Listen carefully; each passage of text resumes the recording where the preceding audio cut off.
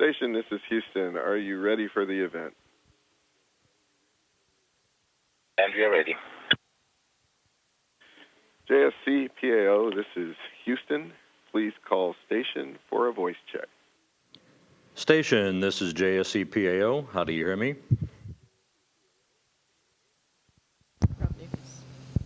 Hi, Rob. We're reading loud and clear. Go ahead, Mark. Thanks. This is Mark Carreau for Aviation Week and Space Technology, and I'm asking for either Ron or Katie Coleman to use your personal and professional experiences to place the two anniversaries today in some sort of perspective.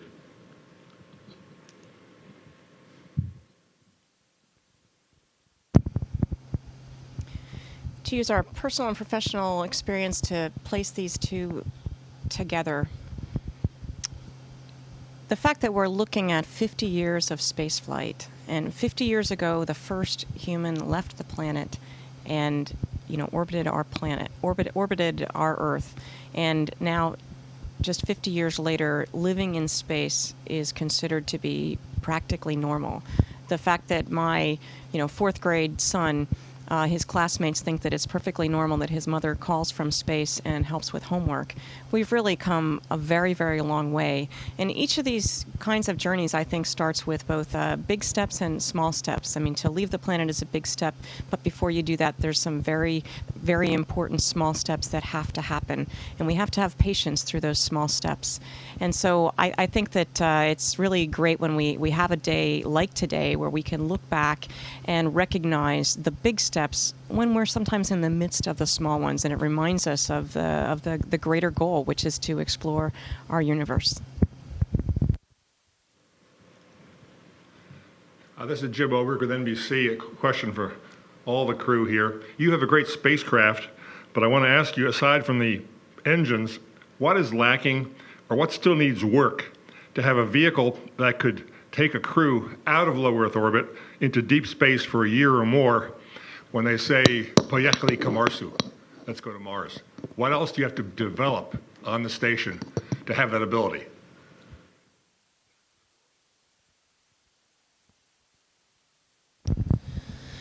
Hi, Jim.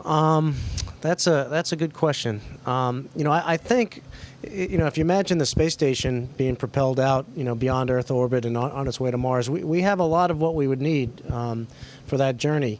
We've got methods to keep the crew healthy. We've got exercise equipment. Really, I think the limiting factor would be that we are really dependent on resupply from Earth on a fairly frequent basis. So, we would have to, we do a lot of recycling on board. We have a lot of systems that, make use of water recycling and other things to limit how much resupply we need. But we need to take that a little bit further and have really a closed life support system, one that doesn't need constant resupply. So I think obviously we need a lot more fuel and a lot bigger engines. But I think the supply part of the equation, I think, is something that we need to work on a little bit, and is one of the things that we're learning here.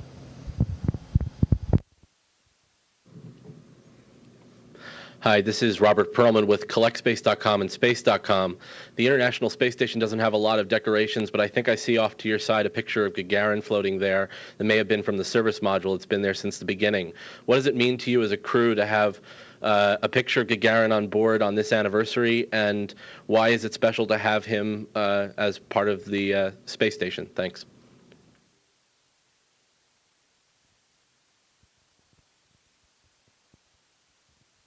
This is Dmitry, and let me answer in Russian.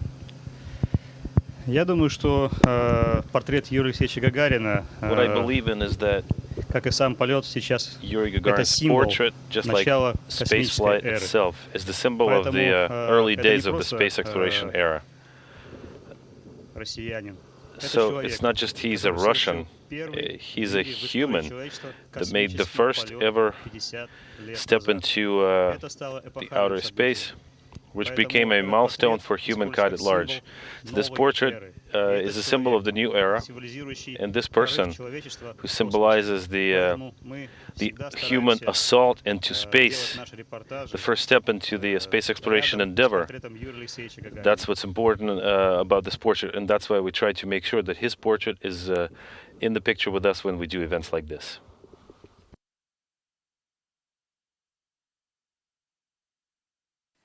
Station, this is Houston ACR. That concludes questions from JSC PAO. Please stand by for a voice check from ESA.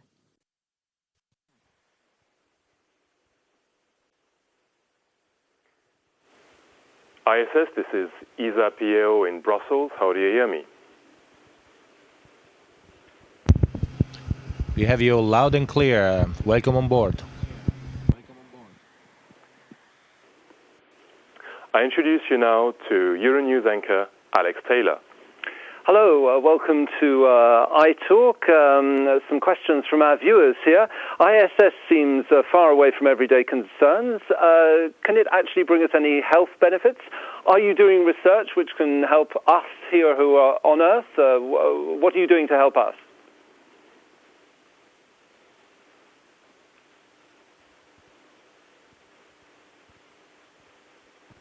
Well, I guess we all want to answer that question, was what we were saying amongst us. We're doing a lot of research on human beings, just finding out what happens to human beings in microgravity, and that pays off when we're trying to figure out how to go to Mars safely and be gone for longer. But it also has benefits back on Earth. One of the biggest ones that jumps out is bone loss, osteoporosis. We have about 10 times the rate of bone loss as your average osteoporotic 70-year-old woman. And so but we're a different kind of subject, and then we probably have simpler medical histories, and it's a little easier to study just that bone loss. And so we're doing different things, like I myself, for example, am taking some drugs that prevent osteoporosis, trying to understand how they interact with the body. We're looking at the loss of bone and also building bone back up. So I think that's a really important benefit. Also, a lot of cardiovascular studies, vestibular studies, understanding how our brains work. All these things bring information directly back home, because these problems, these bodily functions happen on Earth as well, but sometimes they're harder to understand until you put them in a very different environment.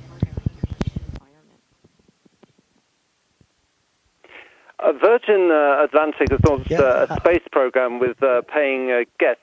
What do you actually feel about space tourists? Are they a hindrance? Is it good, space tourism, having people? I think 7 people have already paid to be on the ISS. What do you feel about that? Well, I personally, I think the more people that could get the experience of looking back on Earth and seeing how beautiful it is, and seeing that we're all just riding on this fragile oasis through the solar system together, and that we're all in this together. I think the more people that can see that, I think the better off everybody's going to be. And we are all striving for that day when space travel is as frequent and as routine as airline travel. And NASA and ESA and all the other agencies that are involved at the International Space Station are going on to the next big thing and going on and exploring outside low Earth orbit and into the solar system. And so I think it's a logical step that more and more people should be able to experience it, and I think it's a good thing. A question perhaps to Paolo Nespoli. Obviously, Euronews, we're interested in the European perspective.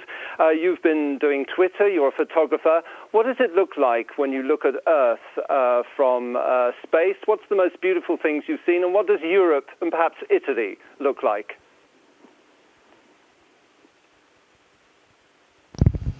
Well, Earth, it's a model. And it's interesting because it changes every moment. I mean, you look down and sometimes you cannot see anything at all. There are big oceans, clouds all over the place. And sometimes instead you see everything. And every time it shows itself in a different way, in a different light. The sun changes, the time of the day is different, the season is different, the angle of the sun, maybe there is a moon. I mean, it changes completely, and it's amazing to discover all these little areas, all the areas in the world, and see the peculiarity of each one of them. It's really, really interesting.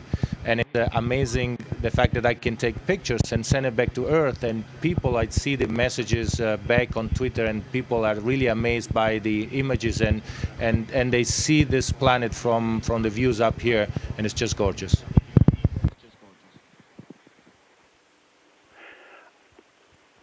And a very short answer, just in a minute, perhaps, Katie, can you tell us what are the effects on the body? Is it difficult to keep your hair in place, for example? And why do you have long hair? Would it not be easier to cut the hair? Well, you can ask my crewmates if I should cut my hair or not. It's actually impossible to keep it in place, except maybe in a ponytail. But, it looks very big, but, whenever I move, it moves with me. So I actually am never even aware of it until I look in a mirror or see a picture on camera. And everything else up here is different and yet perfectly doable. Paolo has a great example of just learning to look at our world in a zero-gravity way instead of the way we do on Earth. We were trying to rearrange literally our dining room up here where we eat together and use the space in a nice way to interact together. And our table was just too big. It just didn't fit. And Paolo figured out that our table didn't have to be in this orientation like on Earth because nothing's going to fall off of it. And so our table is like at a slant, almost vertical. And in fact, everything will float away from it unless we have Velcro on there to put all of our little food packages.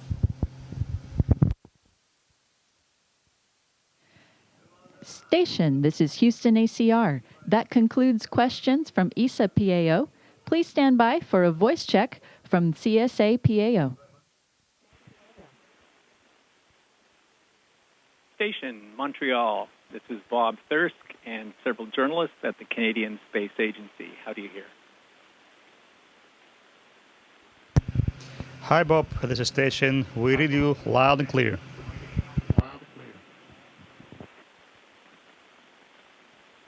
Hi, Peter Ray from the Canadian Press. 50 years ago, there was a Cold War when Yuri Gagarin went up there. I'm just wondering, we can solve, it seems like you're able to work peacefully up in space, but back down on the Earth, there's still political issues. And moving forward, I understand China is going to get into the race. Are we going to get into another space race starting now? So that's sort of a two-pronged question. Dimitri and anybody else from... I guess maybe Catherine.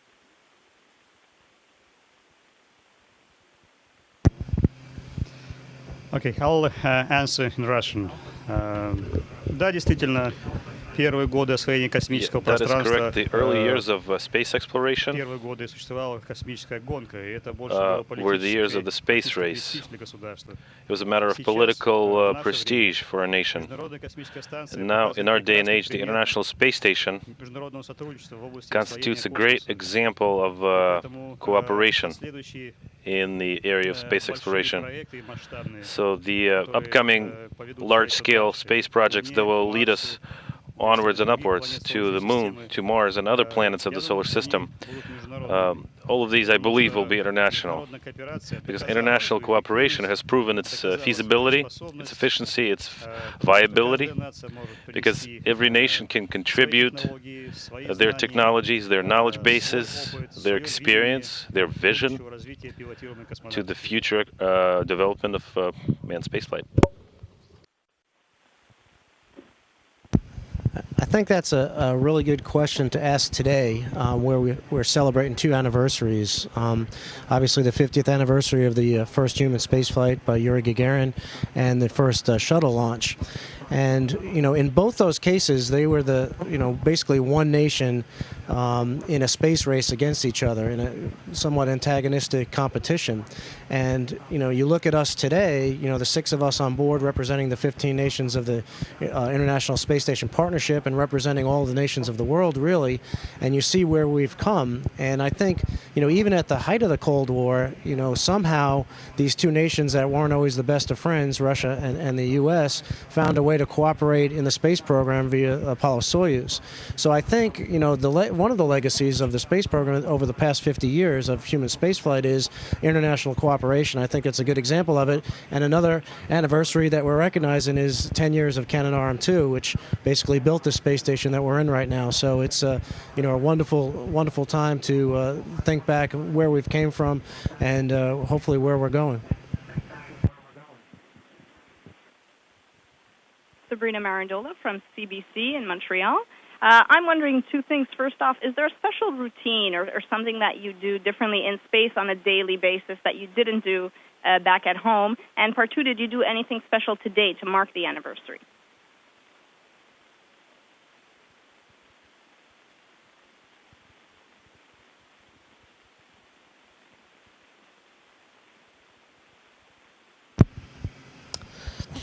Ну, наверное, по большому счету мы занимаемся примерно теми же делами на Земле и в we do just about the same stuff whether we're on Earth or on orbit.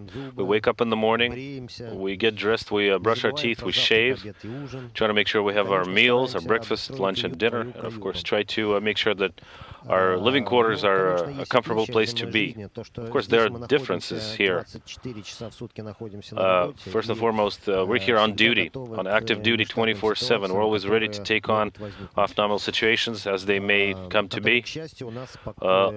Luckily, there haven't been any for us yet, but nevertheless, we are ready. François Gay from Collect Ну, а сегодня у нас... During your training at Star City, during your training at Star City, you had opportunity to be in contact with artifacts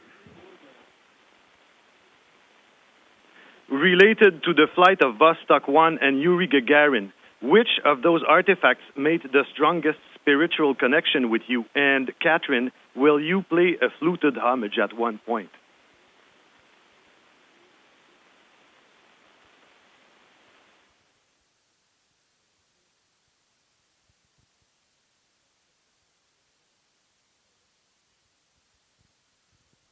Yeah, I'm afraid the comm was broken. You need to repeat your question. During your training at Star City, you had opportunities to be in contact with artifacts related to the flight of Vostok 1 and Yuri Gagarin. Which of those artifacts made the strongest spiritual connection with you? And Catherine, will you record a fluted homage at one point?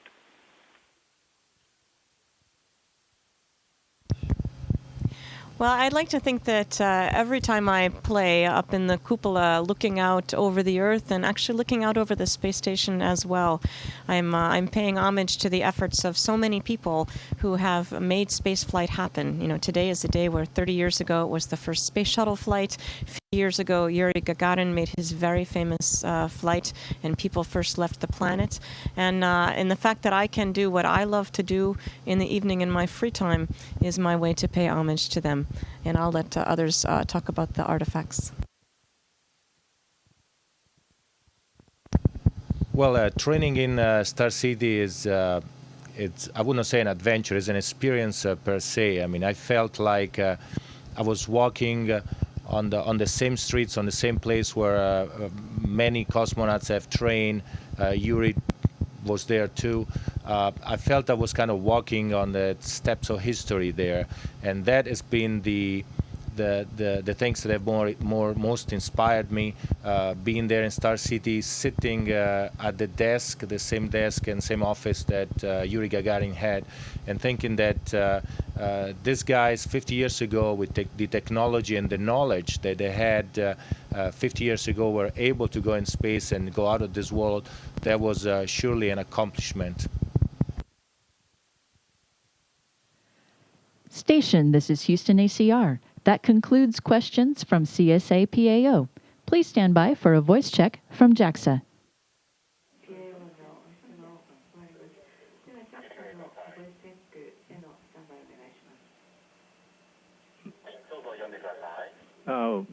Station, this is JAXA PAO. How do you hear me?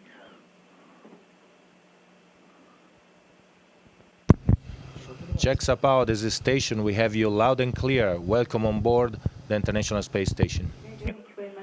Okay, first of all, on behalf of the Japanese people, I would like to ask a short message for Japanese people who is suffering pain from the earthquake and the tsunami. It would encourage us a lot.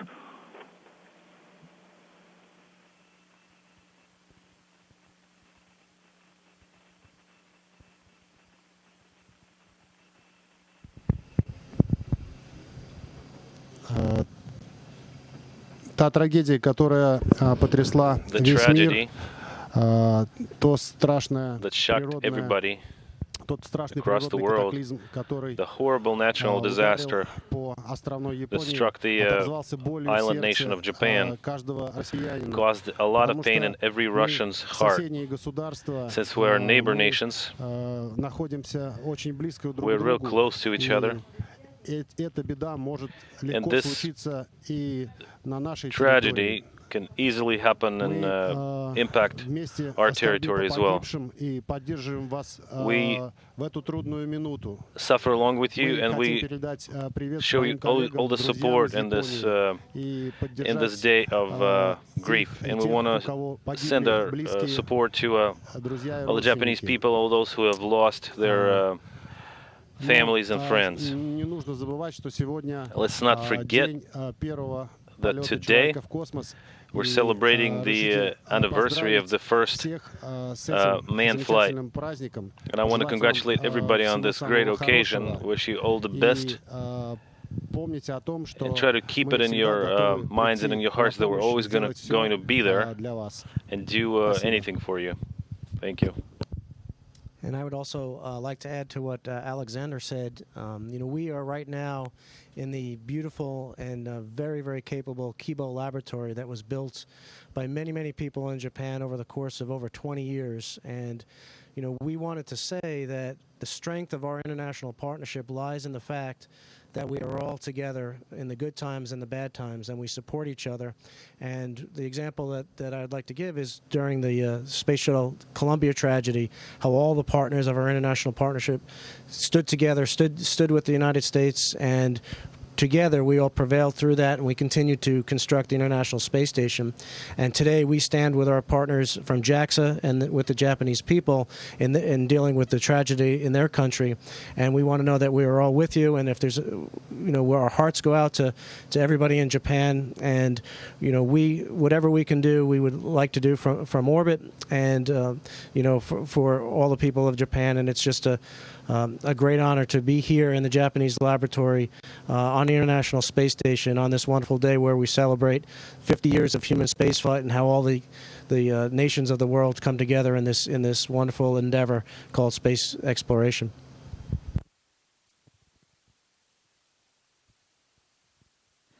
Station, this is Houston ACR. Thank you. That concludes the event.